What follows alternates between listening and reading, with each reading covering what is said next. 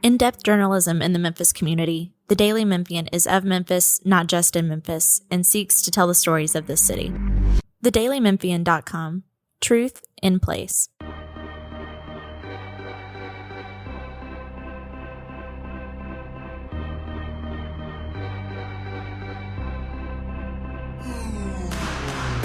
Welcome back to another edition of the Daily Memphian's Memphis Grizzlies podcast. This is your host, Drew Hill, joined as always by columnist Chris Herrington. We are into the offseason swing here. Playoffs still going. Lots going on in the NBA. Not a ton going on in the world of Grizzlies, but some exterior things. So we have a bit to get into. I wanted to start today, by the way, with your player rankings, because I love when you do this every year. Is player rankings the right terminology, or should I say player ordering? Like, what's the... Yeah, that's fine. I call it roster rankings. It's an exercise. I don't know how many years I've done this, several years in a row now. It's a sort of a personal exercise for me to transition from the season into the off season. And I just sort of evaluate the roster and count it down 18 to 1. And it's not based on who the best players are necessarily. It's based on sort of the overall value to the franchise or importance to the franchise going forward. And I think about it in part in terms of like an expansion draft, like who would you protect? And so when you're doing that exercise, it's not just about who the best players are. It's about their age. It's about their health. It's about their contracts. It's about their fit. It's just taking all of that stuff into account. So bottom three going from 18, you've got Yuki, Lamar Stevens, and Luke Kennard. Obviously, Yuki's two-way deal done, so you know the Grizzlies can move on. So the value there is, and he didn't play, so value there's that makes sense.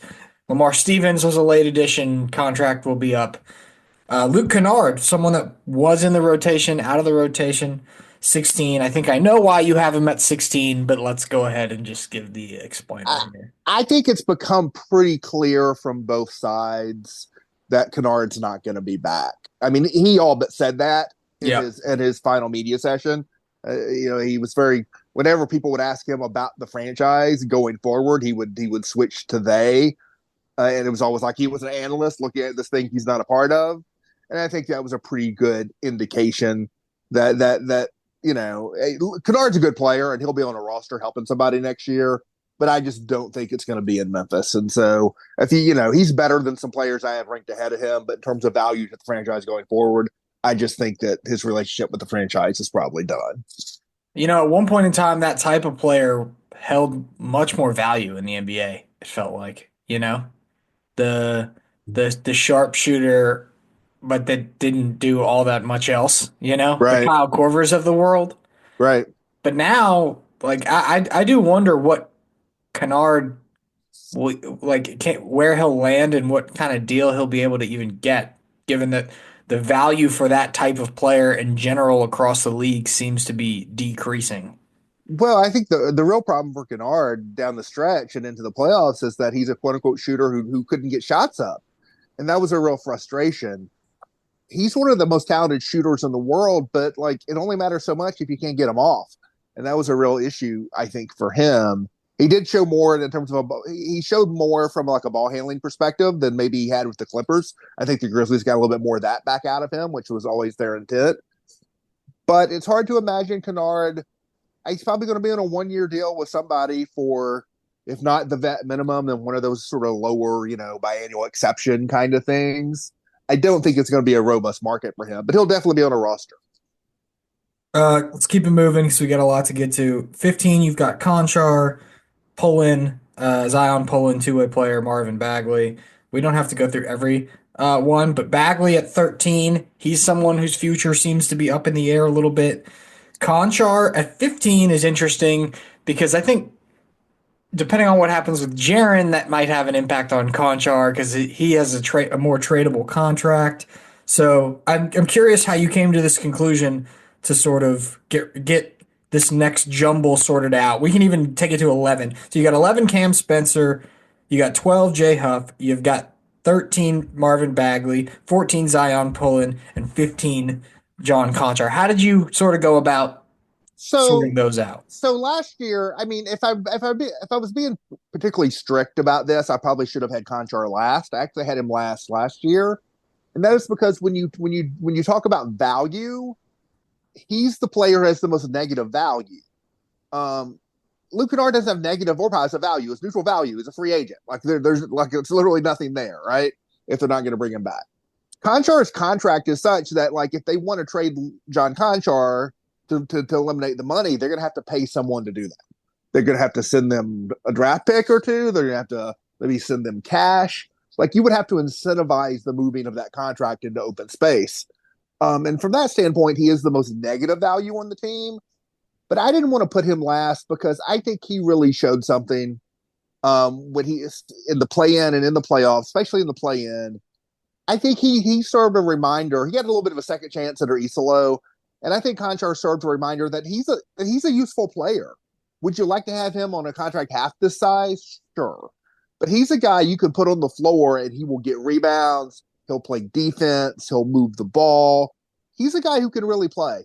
And so, they may end up moving him if they need to free up salary space. But if they don't, I think he'll be a guy who can give them minutes again next season. Marvin Bagley behind Jay Huff. Marvin Bagley behind Jay Huff because he's a free agent. I think Huff. They've got Huff on a good contract. I do think if they were both free agents and you told the Grizzlies under Isolo to pick one, if like the money's the same, you can have one of these two guys for the same deal. Which one you want? I think they would pick Bagley at this point. I think Bagley's probably a little bit better fit for the style of play that Isolo is going to pursue, whereas I think Huff was probably a little bit better fit for what they were doing early last season offensively.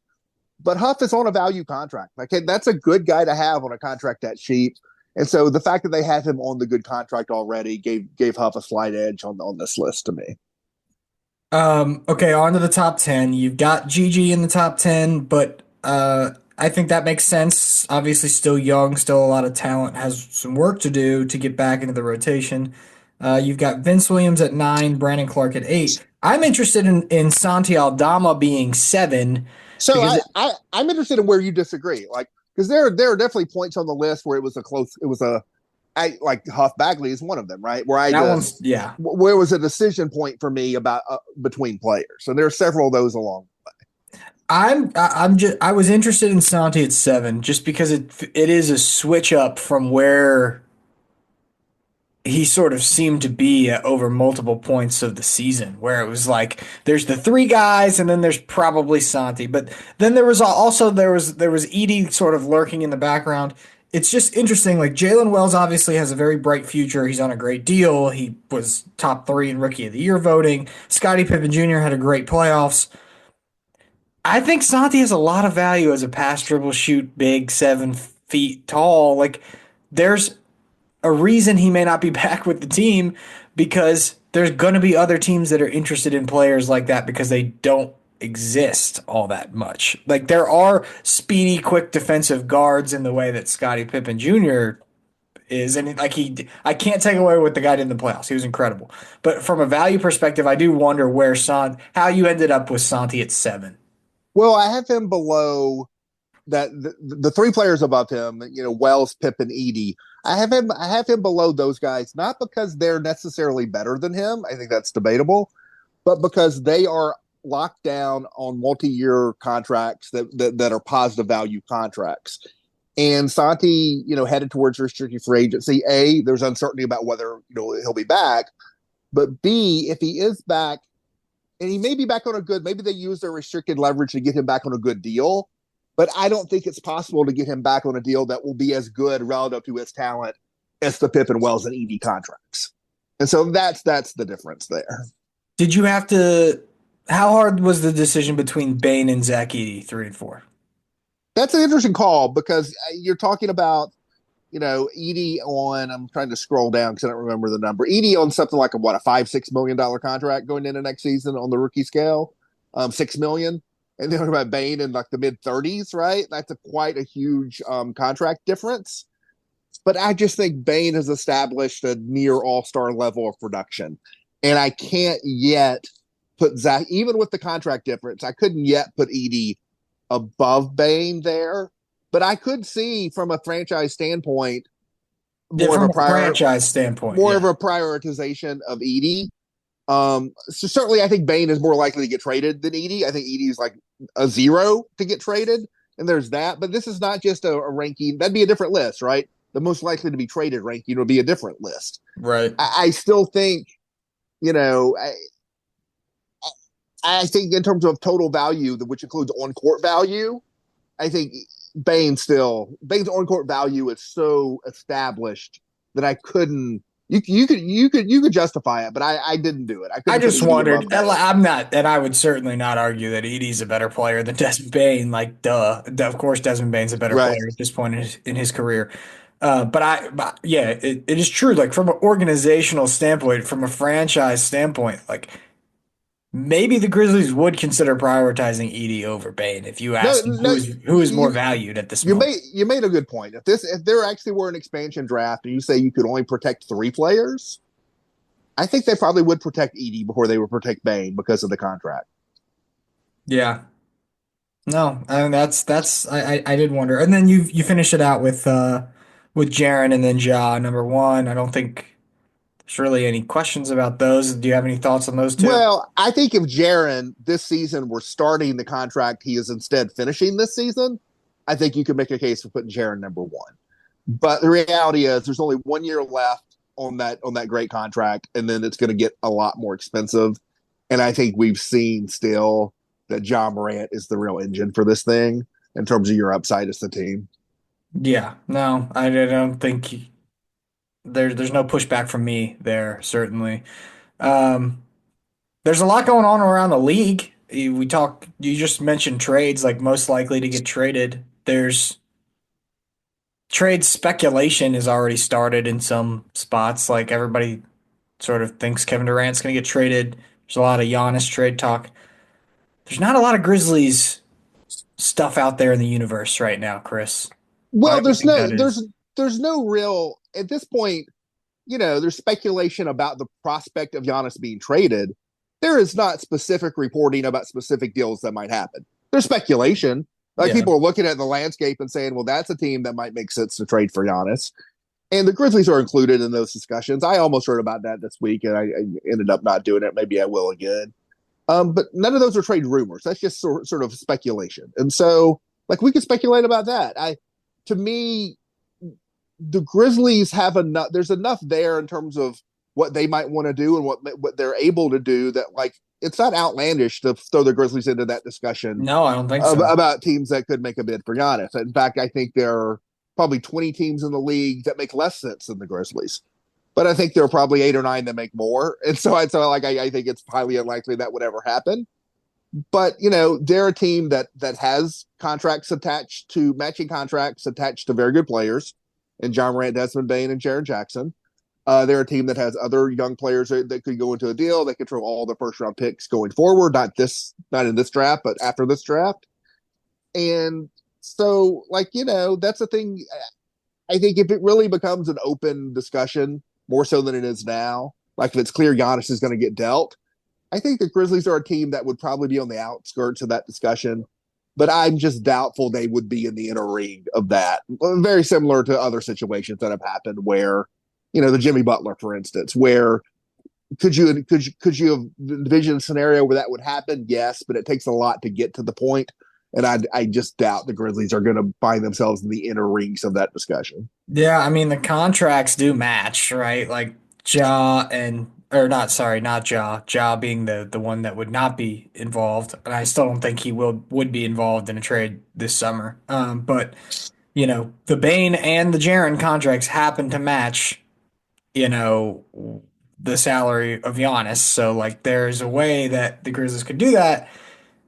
You wonder if you don't have enough shooting in that situation, especially with Edie, you've got three guys that aren't shooters first, um, and are like all the way to the rim creators versus mid-range guys. And so I don't know. I think I could I could see the vision. Obviously, Giannis is an Well, incredible player. It's just like I think that there's You're right. It's complex. That would be complex to try to pull something off like that. Well, and it's not just about, obviously there are three parties in this, right? So even if the Grizzlies reached a point where they decided that there's a variation of this that they would be interested in doing, well, what does Milwaukee want, right? Milwaukee may want more of a blow it up, start over path, in which case younger players on better contracts and more draft picks might be more what they're looking for.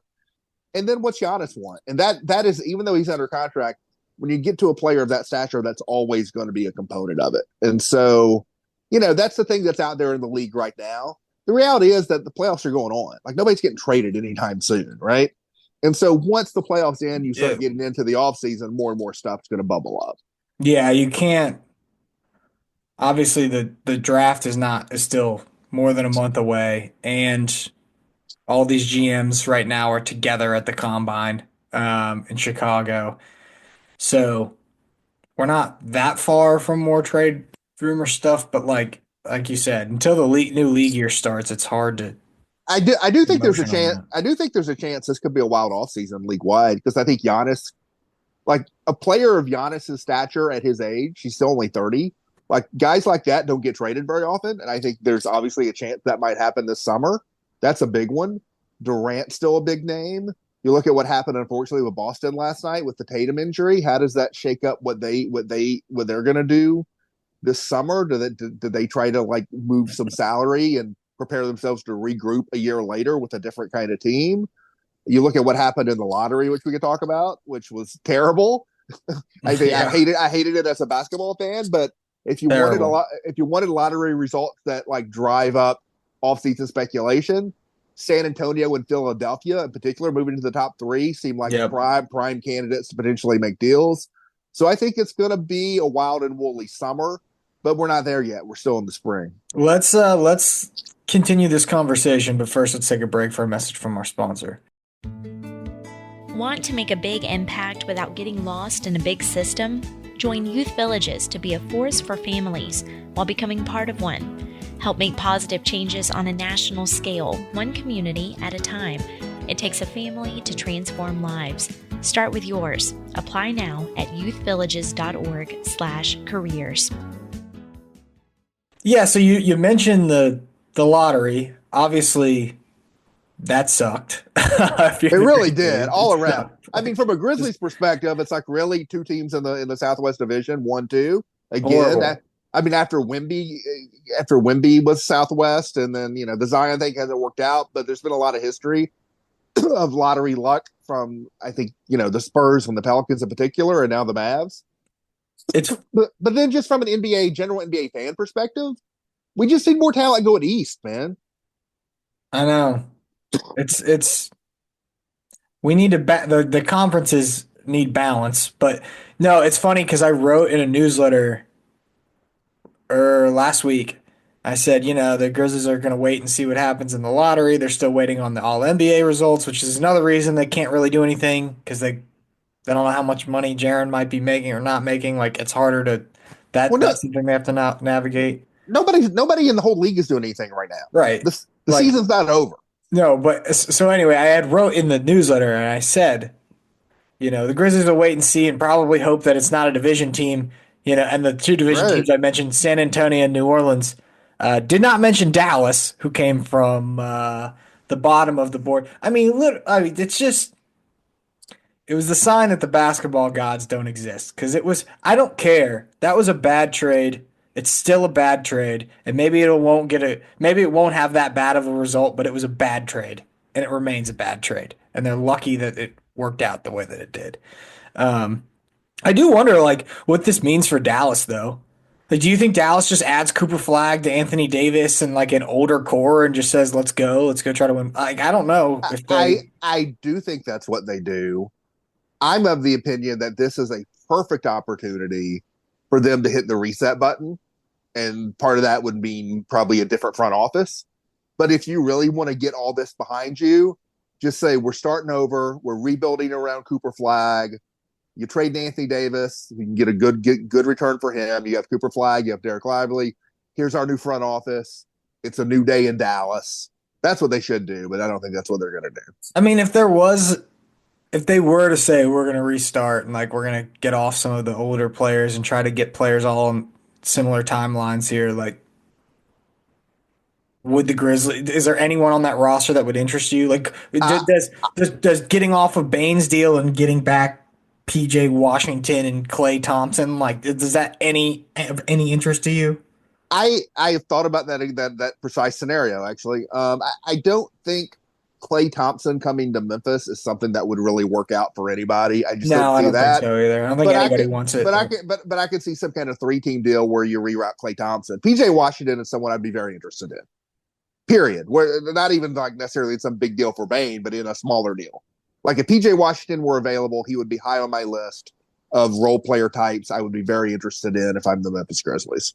And so we'll see about that. But if they're trying to win next year, even though there's positional overlap with Cooper Flag, I don't necessarily see PJ Washington being available. And, not Najee Marshall's the guy there I would have interest in if I were the Grizzlies. Daniel Gafford's the guy I might have some interest in. But PJ Washington would be top of the list for me. Like if guys around the league, he's on my short list of guys I'd be interested in trying to trade for if he were available. you want a guy that can make some shots against the Thunder. I think PJ Washington has proven he can do that. I want a bigger wing forward who can defend and make shots. And PJ Washington is that. The other, I mean, while we're on this topic, I mean, we're still just talking just trade speculation, whatever else. But as bad as it was for the Grizzlies against OKC, it was worse for the Heat against the Cavs. I mean, from a statistical standpoint, it was worse for the Heat. So everybody really thinks they're going to mix it up too. Well, they got blown out at home. Yeah, they did. Not on the road, and twice. So, Yeah. is there anybody on the Sun or not Suns? Excuse me, the Heat, the I don't really see it. Wiggins, Bam? Like I don't. Well, I'm not. I wouldn't be interested in Tyler Hero really. To me, he and Bane. I don't really. I'm not really interested in the Hero thing. I think they're committed enough to Edie that I don't really see Bane. I love Bane, but I don't really see that as someone the Grizzlies be interested in. I thought they should have tried to trade for Andrew Wiggins at the deadline with the Marcus Smart deal, but I don't see that now. I mean, there's not a lot on Miami I'm interested in. Khalil Ware I like, but I don't think for the Grizzlies, when you have Edie, that's not really a guy. A guy I do kind of like for them, I say lower cost role player type, is Haywood Highsmith. That's I was another gonna like, say Wiggins and Highsmith for Desmond Bane. Yes or no, Chris? no, I need better value coming back for Bane than that. Yeah. But that would add more size and defense on the perimeter. So I can see an argument for that kind of deal, but I don't think those guys are good enough for me to deal Desmond Bane. I don't think so either. But the money matches up. Plus, why is Miami doing that? Because Bane and Hero overlap. Yeah, Miami'd have to totally restart the whole thing. Anyway, I've gone through a couple trade machine scenarios, but I haven't found anything that I love yet. But we'll see. We'll see what happens. Also, in terms of the lottery, so the Spurs get the second pick. Do you think that the Spurs will be selecting a player with that second pick? What do we think? Do we think Giannis is a Spur? I think there's a decent chance because the Spurs tend to. I think the Spurs tend to think long range and tend to like building through the draft. They tend not to be a particularly impatient team. And so I think the Spurs probably take a player and add them to the mix. But they've got Wemby, who is all NBA level now, and they've got De'Aaron Fox, who's in his prime. And, you already got Stephon Castle and whatever. I think getting up to second to them is almost a free pass to try to make a deal for something. I mean, maybe that's a centerpiece for a Giannis trade, but maybe it's something else. I think moving up makes San Antonio more likely to make a deal than they would have otherwise. Yeah, and in part because the consensus guy at 2, and I haven't spent a lot of time on the draft yet, but from what I can gather, the consensus guy at 2, Dylan Harper, he can fit as a third guard in a rotation with Fox and Castle. But he seems like he overlaps with Castle a pretty good bit. Yeah, the other option would be Ace Bailey. That'd be the other one. That does not sound like a Spursy move, but I don't know. Yeah, I think you're probably right about that. But I mean, he's a high upside player for sure. Um, any other lottery results that you found notable? I mean, it's like some of those teams, like it really sucks to be the Jazz or the Wizards or like one of these teams that tanked all year and then you're No, outside. I feel bad for the Wizards in particular. I mean, it's been a long time for them. They haven't had much excitement there.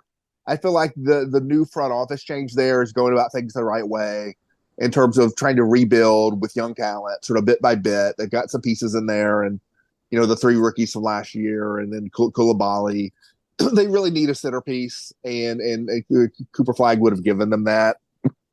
I was glad Oklahoma City didn't jump up like they could have. I mean, Houston didn't jump up the way they could have. So there was that. But to me, the lottery outcomes were good for trade speculation and not good for the kind of team building I think would have been good for the league, which I think would have been, shifting more talent towards the Washington, Charlotte, Utahs of the world. Yeah, the bottom of the barrel was pretty far down there this year. Rough watch. Um, yeah, I don't think I have anything else that came out of the lottery. Grizzlies will have 2 second-round picks. Be interested to see how they use them. Because as we mentioned earlier, like with the two-way spaces, Zion Poland's the only one that's technically back on a contract next season. So they will potentially have two-way roster spots to use. Like, do they use one of them from the draft? Like, I'd be interested to see. They could have three. I mean, Poland's spot is not guaranteed. No, but I think he'll be back. I think it's barring injury stuff. I think they liked his potential. Yeah, they do. I think they'll have him in summer league, and they'll take a look at him there, and he'll go either out, up, or stay where he is based on that. And I think it's highly likely he stays where he is, which is on the two-way. I think if they keep those picks, one of those 2 second-round picks will be on a two-way. But I wouldn't, I know that they're sort of focused away from the draft. Obviously, they traded the pick to get off the smart money to do other things. They're a little self-conscious about how young they've gotten, for good reason. But like they have a tendency to see guys they like, and try to go get them. And so, am I going to be surprised if they trade a future second-round pick with number 48 to move up to 39 to get so-and-so player they really like? No, that's what they tend to do. Other roster news, the Grizzlies it was reported this morning, Tuesday, Tuesday, that the Grizzlies were going to sign TJ Shorts. TJ Shorts played last for Paris basketball, EuroLeague MVP, former player for Thomas Isolo in Germany and in France. So the star player for him. Makes perfect sense of why the Grizzlies would have interest in a player like that. Like they might need some point guard depth, all of that. But it's my understanding there's no commitment made between those two at this time. So no, I don't think we can just assume that TJ Shorts is going to be on the Grizzlies roster. There's no commitment there. Do you have any notion whether he'll be on the summer league roster? Because you don't have to be signed with the team to come over and play summer league. It would depend on if he agrees to a deal in Europe before that. Right. And I think he's going to get some bigger deals in Europe. And I know that the reporting was that they weren't sure if he was going to pass on those to try to play for Memphis, but I don't know if that's fully decided. So, yeah. Obviously, a very good player overseas, has the long, the relationship with Isolo, fits the system. He's also 5'9". I'm not super excited about 5'9" guys, Been down this road with Jacob Gilyard and with Yuki Karamura, so I am inherently skeptical of guys that small in the NBA. I mean, in terms of the draft, do you think that there's the stash option here? Well, I think that's pretty common with, especially you get down to pick 57 or whatever. I mean, they did that with Tariq Baberovich, who they still have the rights to, who's still a good player, a good shooter overseas, and could well make it to the NBA, back into the NBA at some point. So I think that if they see somebody they think has a remote chance of being useful down the line, I think there's a good chance that that pick 57 could be one of those. Yeah, I don't think they'll take players at 48 and at 57 and put them both on two ways, because I think they're going to want to keep one of those two-way spots open for the next J Huff, Scottie Pippen of the world, the G League free agent type, which is what Zion Pullen wants too. They've done a real good job of finding guys with those spots, and so I don't think they'll want to take up 2 spots with rookies that late. Would be my guess. Yeah, I'm just curious because it's like all the speculation about like deep end of bench roster guys.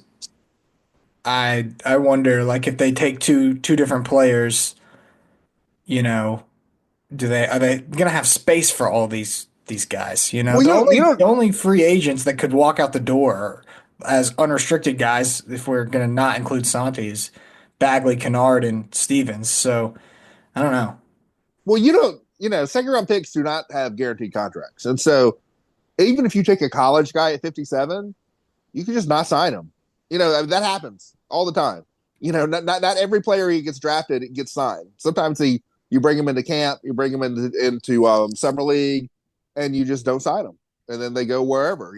That happens. Yeah, but unfortunately, the Grizzlies have set the standard. The bar has been set much higher than that because they keep finding guys like Chase Right. Wells in the second round. No, this is what I'm You saying. know? This is why I think if they keep both of those picks, one will be a college player or whoever on a 2-way, and the other will be an international player who they stash. That would be my guess.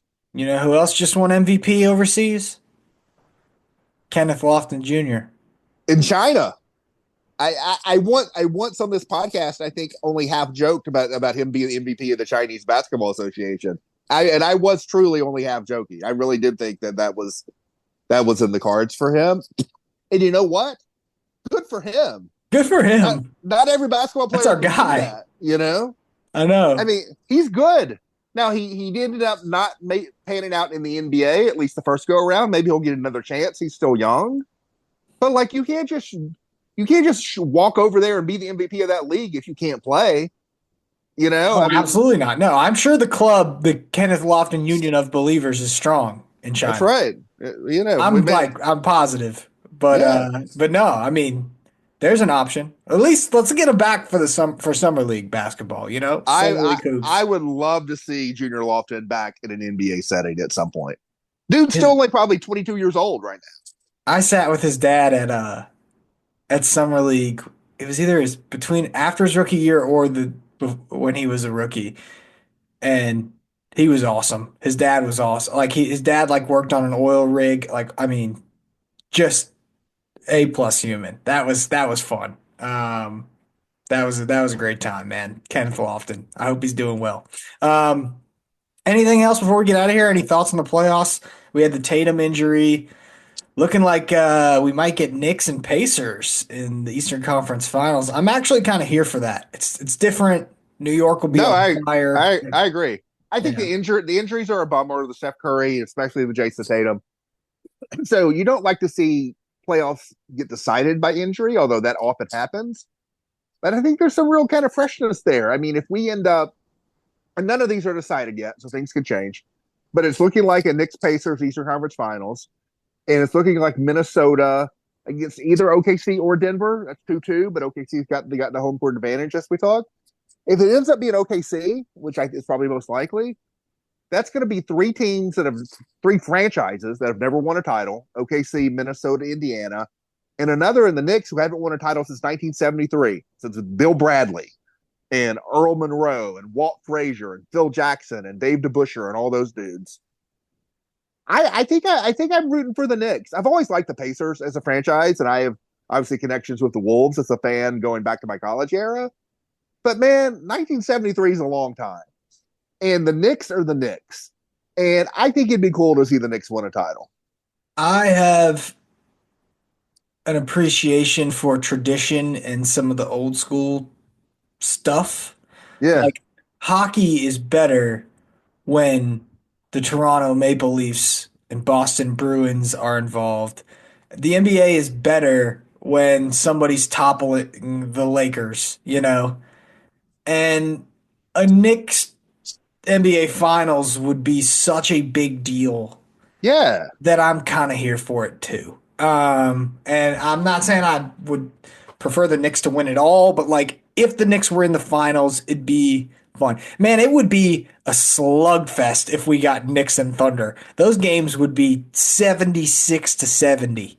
I want to see Spike Lee at the championship parade. That's what I want to see.